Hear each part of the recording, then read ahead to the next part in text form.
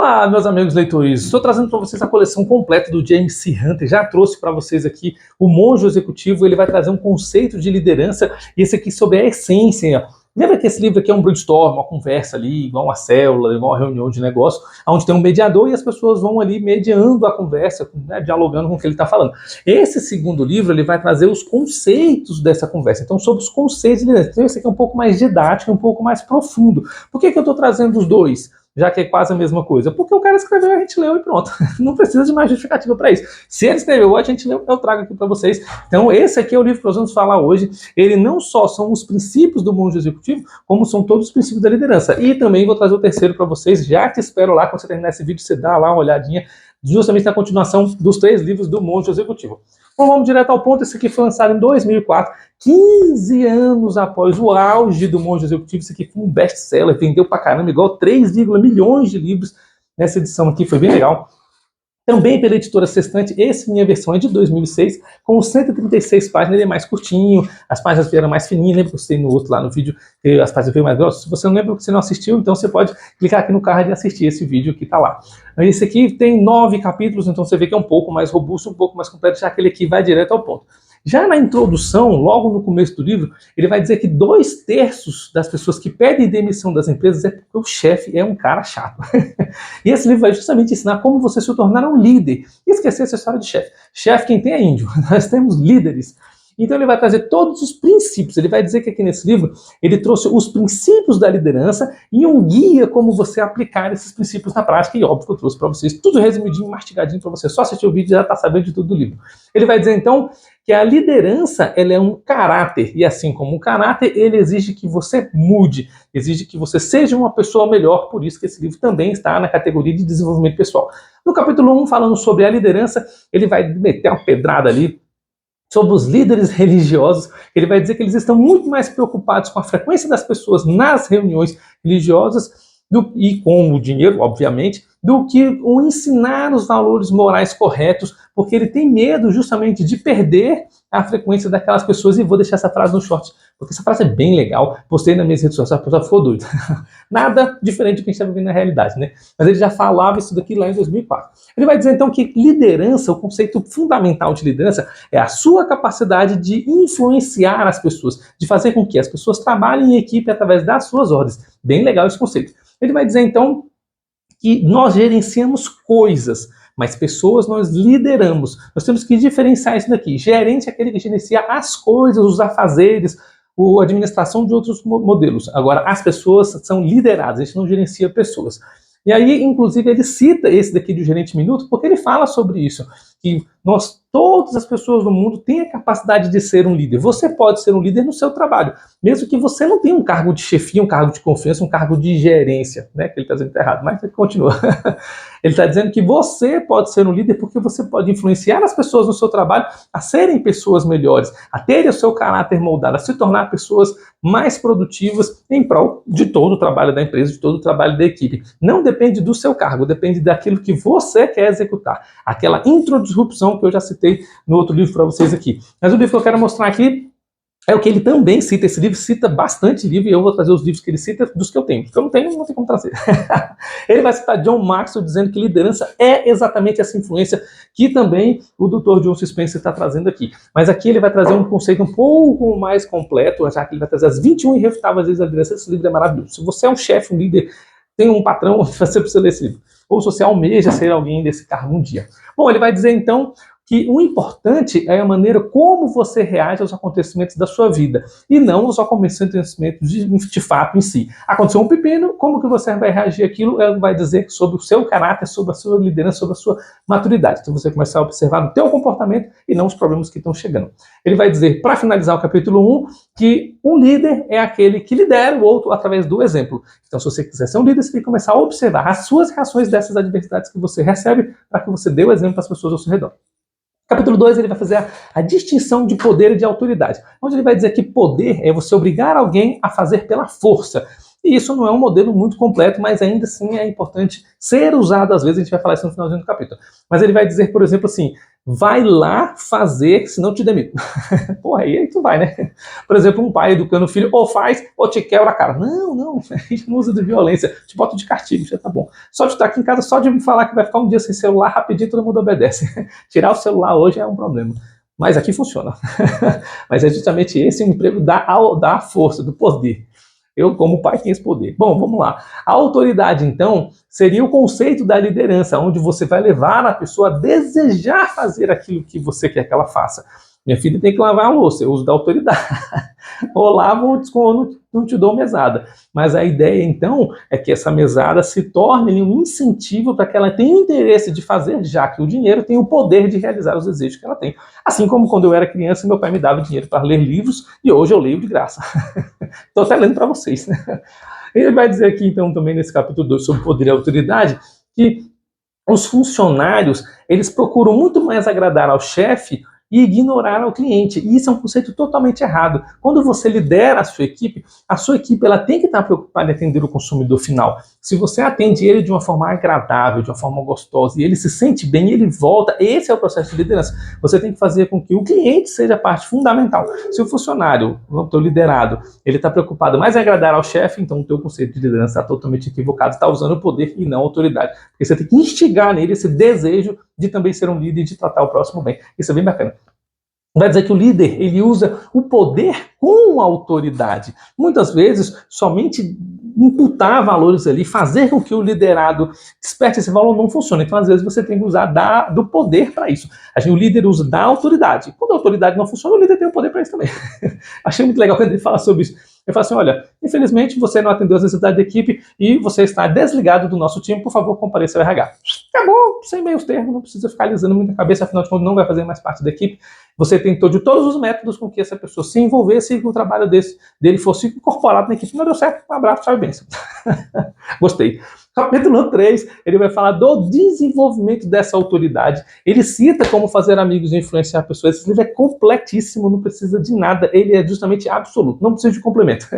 Ele vai dizer, então, que esse livro aqui, ele vai trazer esses conhecimentos de como você vai tratar as pessoas. O líder é um líder que serve. E o líder que serve, ele escuta, ele dá atenção, ele se preocupa de verdade com o outro. Ele, de fato, tem empatia pela necessidade do seu liderado. Então, o liderado se sente amado, ouvido, compreendido, atendido com toda a sua necessidade em dia, então ele tem todos os substratos igual uma planta para poder crescer.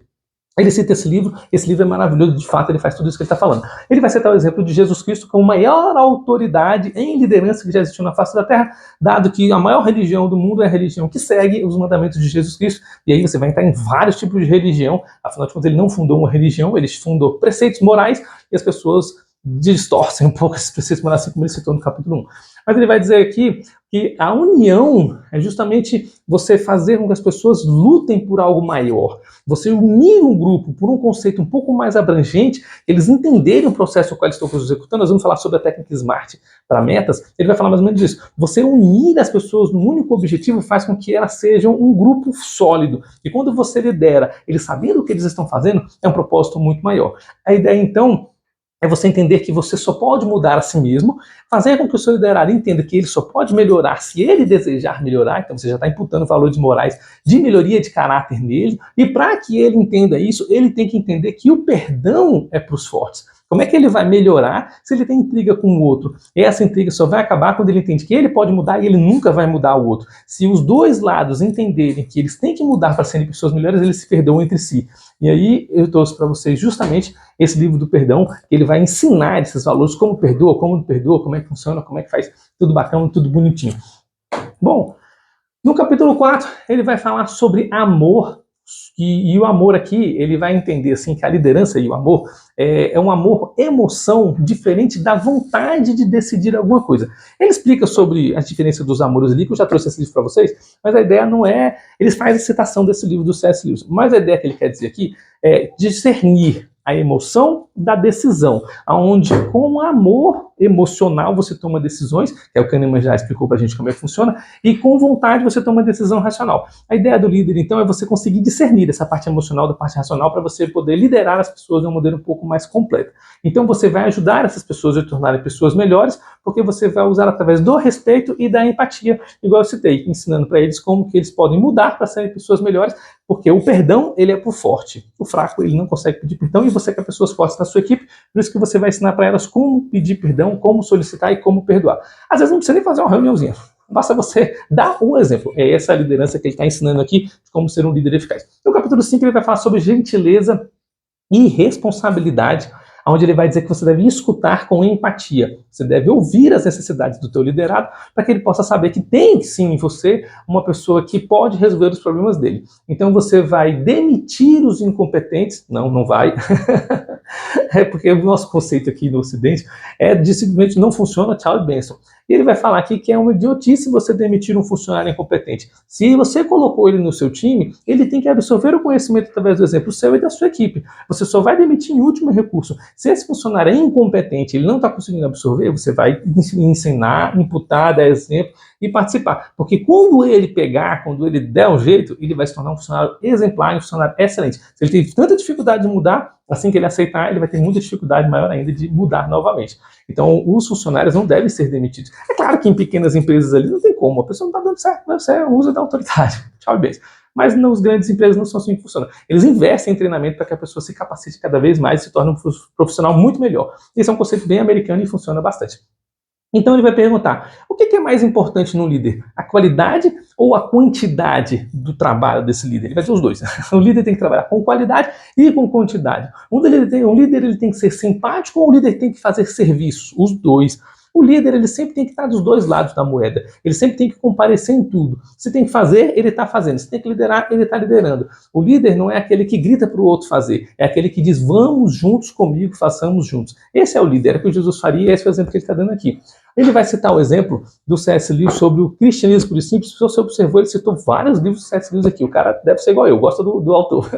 Ele vai citar aqui um exemplo muito legal de moralidade. Esse vídeo você precisa assistir, porque é um vídeo bem completo sobre esse livro, vou deixar aqui no card, é muito bom você entender o que ele está falando aqui. Ele vai dizer que a moralidade, existe um conceito moral de cada país, de cada nação, que eu já vou falar sobre isso ali na frente, quando eu finalizar isso aqui. E existe o conceito de moralidade cristão. O conceito de moralidade é quando você faz as coisas certas, moral então seria o conjunto de regras, e se você segue, você é moral. Se você não segue, você é imoral. Quando você segue esse conjunto de regras, você é uma pessoa moral, você se torna uma pessoa boa, e ele vai chamar uma pessoa celeste. Quando você não segue, você vai se tornar uma pessoa infernal, uma pessoa mal. Ele está dizendo aqui que não seguir é justamente por muitas vezes você tem uma adversidade, e quando você consegue resolver aquela adversidade, você se torna uma pessoa virtuosa. E quando você não consegue resolver, ou você não quer, você burla, você pula, você simplesmente se torna uma pessoa infernal cada vez mais. E ele está falando exatamente sobre esse conceito aqui. Que quando você é um líder e você tem os seus valores morais, você tem que transmitir esses valores morais para os seus liderados. Se eles veem você fazendo algo imoral, algo antiético, justamente você vai estar passando o exemplo para eles do jeitinho brasileiro. E ele vai simplesmente replicar esse tipo de exemplo, vai ver que você é um líder que realmente não tem os valores de líder completos, então não serve, não vale a pena te servir. O líder, ele tem que ser irrepreensível. É claro que você não vai ser uma pessoa perfeita, mas você tem que tentar, até porque se um dia você errar, basta você solicitar perdão. Olha, desculpa, errei, bola para frente e vamos continuar. Não tem coisa mais bonita que você dizer com toda a letra, errei. Acabou, vamos receber as consequências e vamos continuar o barco. Achei bem legal essa parte. Então, no capítulo 6, sobre a natureza humana, é onde ele vai falar dessa moralidade voltada para os conceitos dos estados. Aqui a gente falou dos conceitos morais cristãos, né, de religião, mas ele vai falar dos conceitos morais do estado. O que é isso? O país, ele tem um conceito ali, por exemplo, de poligamia. Alguns países é permitido o cara ter mais de uma esposa. Outros países não são, assim como o Brasil. Entretanto, todos os países proíbem que você obtenha a mulher do outro. A mulher já é casada, tu vai roubar a mulher do cara. Então isso é imoral em todos os países, mas ter várias esposas é um conceito que depende do lugar que você está. Ele está falando isso para que você entenda que todos nós, dentro de nós mesmos, temos o conceito de bondade e de maldade. Todos temos um pouco de bom e um pouco de mal. Ele vai contar uma parábolazinha aqui do samurai, que ele vai chegar num grande mestre e falar, mestre, me explica, me ensina o que é o bom e o que é o mal. E o mestre olha para ele e fala assim, eu não vou te ensinar não, samurai babaca, sai daqui. O samurai fica irado, como diz meu tio, fica nos cascos. E aí o mestre olha para ele e fala assim, isso é o mal dentro de você. O samurai percebe que ele se irou, que ele perdeu o controle, ele faz uma referência e fala assim, mestre, muito obrigado pela sabedoria, pelo conhecimento e perdão pela minha atitude agora há pouco. Eu aprendi o conceito de maldade. E o mestre olha para ele e fala assim, parabéns, você aprendeu também o conceito de bondade. Então, ele está demonstrando com essa frase, com essa historinha, que todos nós possuímos um pouco de bondade e um pouco de maldade. Mas como nós vamos reagir e como nós vamos usar esse conceito, é justamente essa moralidade que nós devemos transmitir para os nossos liderados. Como que nós vamos fazer com isso, com as outras pessoas, depende somente de nós. Então, é a sua atitude que mostra que você é um bom líder.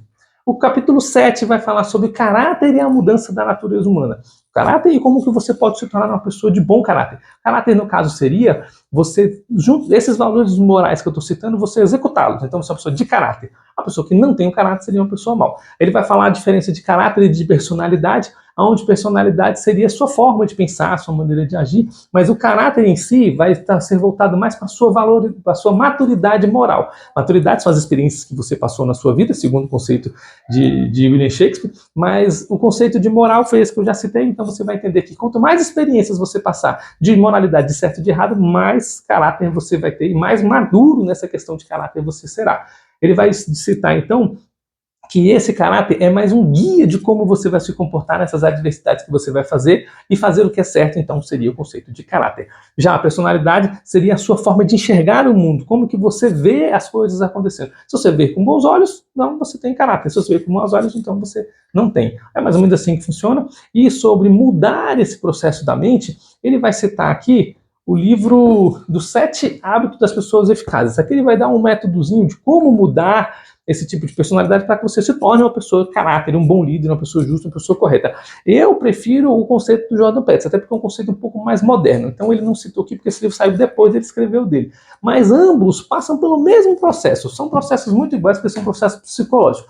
Ele vai dizer que para você mudar um processo de personalidade, para você se tornar uma pessoa de bom caráter, uma pessoa virtuosa, você primeiro vai passar por um sofrimento, ou seja, você tem um valor e você quer mudar esse valor, você só vai mudar por um sofrimento. A dor vai transformar você. Você não consegue transformar para um modelo lógico. Eu acredito que até pode, mas acho que é um pouco mais doloroso, igual ele está citando ali. Depois um processo de autopercepção, você vai fazer uma autoanálise, entender que aquela dor só vai ser mudada quando você alterar seu modo de agir. Depois você vai mudar com a sua vontade. Você quer mudar, você percebe essa mudança e você age para fazer essa mudança. E ao agir, você de fato chegou na mudança, então você vai construir um novo hábito. Esse livro aqui vai trazer para você justamente esse conceito de como você elimina hábitos velhos, como você constrói hábitos novos e muitas vezes também, igual citei com o Jordan Peterson, através da dor. Mas a ideia aqui desses hábitos que ele está citando é porque existem 4 formas de você construir um hábito novo na sua vida. Você primeiro começa fazendo algo. Vou dar um exemplo aqui de um veículo. Você quer aprender a dirigir. Você entra no carro, você não sabe nada como funciona, considerando que você nunca dirigiu. Você não sabe como funciona o veículo, então você começa de um modelo inconsciente e sem habilidade. À medida que o instrutor vai te ensinando, você vai tomando consciência do que fazer, de que cada ferramenta funciona, mas você ainda não tem habilidade.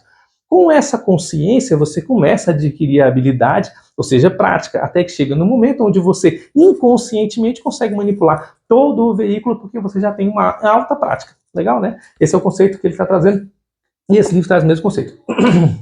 No capítulo 8, ele vai falar sobre inteligência emocional e sobre liderança. Ele cita direto Daniel Goleman. Todo mundo de inteligência emocional cita esse trabalho de doutorado. É um livro maravilhoso, um livro bem bacana, bem robusto, um livro muito gostoso de trazer. E ele vai falar que 75% das pessoas possuem sucesso apenas por ter um excelente comportamento interpessoal. Então, se você se relaciona bem com as pessoas ao seu redor, você vai ter justamente esse sucesso que você teve, ou pelo menos uma chance um pouco maior. Porque o sucesso ele não requer do tamanho da sua inteligência, mas da maneira como você se relaciona melhor com seus pacientes, com seus clientes, com suas pessoas.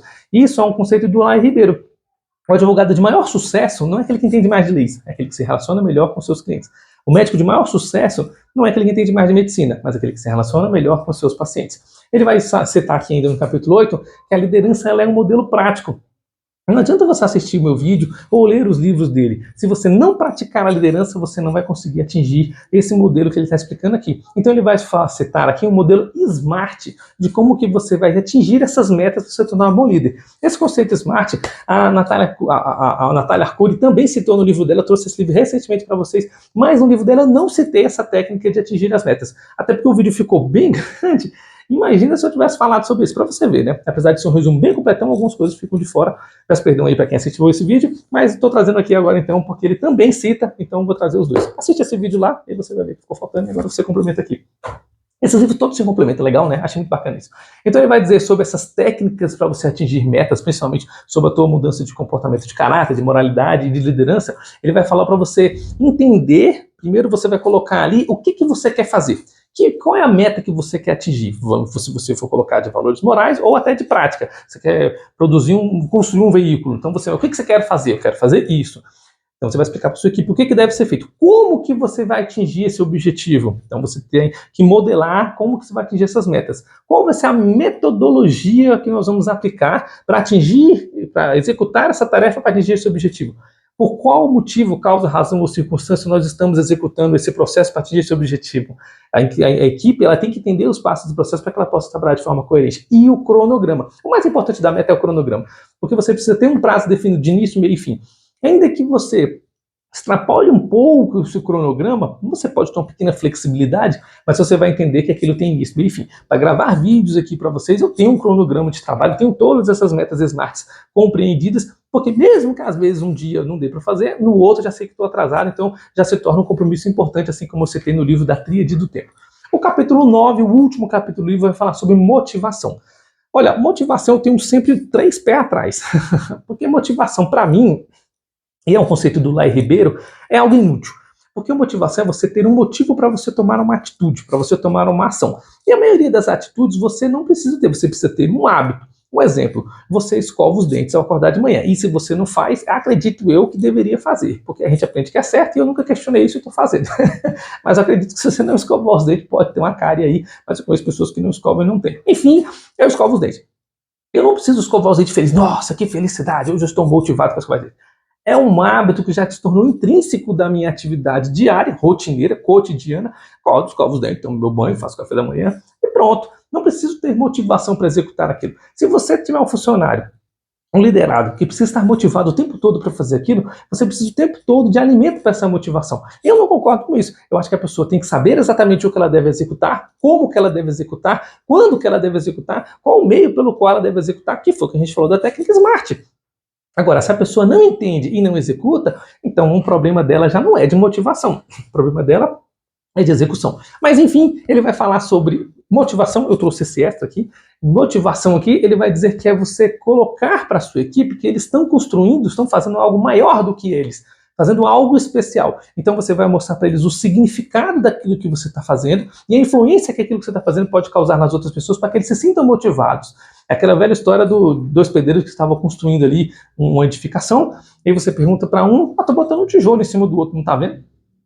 Você pergunta para o outro o que você está fazendo. Eu estou construindo o Maracanã, o maior estádio do mundo. Então os dois têm visões diferentes do que estão fazendo. Mas independente disso, os dois estão executando a mesma tarefa e a motivação de cada um deles é diferente. Mas os dois têm o significado. E a ideia do significado que ele está fechando aqui é que você está construindo um mundo melhor. Você está fazendo as pessoas do mundo pessoas melhores. Você está tornando as pessoas ao redor pessoas mais agradáveis, porque ao liderá-las pelo exemplo, um exemplo positivo, óbvio, essas pessoas replicarão o teu exemplo sendo os exemplos de outras pessoas. Bacana, né? É um livro bem interessante, ele traz bastante explicação sobre essa questão de liderado. Trouxe muito livro para vocês aqui de referência. Estamos lendo os 3 livros, já coloquei o primeiro, trouxe agora o segundo, que são todos os exemplos que estão aqui, e bem, como você pode perceber, para quem viu os 2 vídeos, esse aqui é bem mais abrangente, bem mais robusto. E agora, vamos trazer o último para fechar, de volta ao mosteiro. Se você gostou do vídeo, deixa o joinha e te espero lá no 3º livro e último da série.